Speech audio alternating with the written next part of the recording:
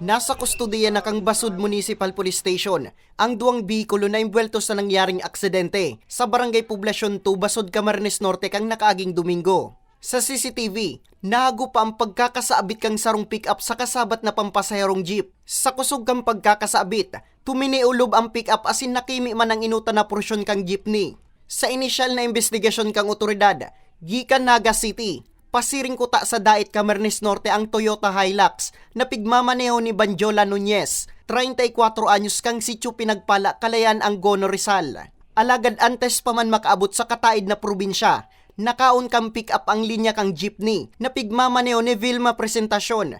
Nagsapo ning minor injuries ang 12 sakay kang jeep, siring man ang 4 na sakay kang pick up, natulos man na naidara sa ospital matapos na magresponde ang MDRRMO kang Basud.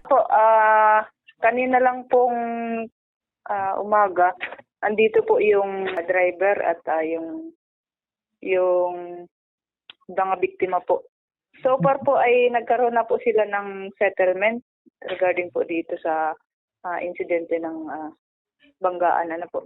Mientras tanto, sa liwat man na hinagad kang otoridad ang pagiging maingat sa tinampo sa gabus na oras kang lambang motorista, tanganing makalikay sa siring na aksidente. Sa Masbate City, lugadan man ang duwang personang ini, matapos na magbangga ng pigmamanehong tricycle asin motorsiklo sa tinampong sakop kang Barangay Kinamaligan, alas 9:50 kasubanggi, Oktubre 9. Sa inisyal na impormasyon, head-on collision ang nangyari sa duwang embweltong bihikulo. Huli kang pangyayari, nagsapo ning seryosong lugad ang duwang embweltong driver na narespondihan man tulos kang Masbate City DRRMO. Sa ngunyan, padagos man ang pinagigibong follow-up investigation kang otoridad sa pangyayari.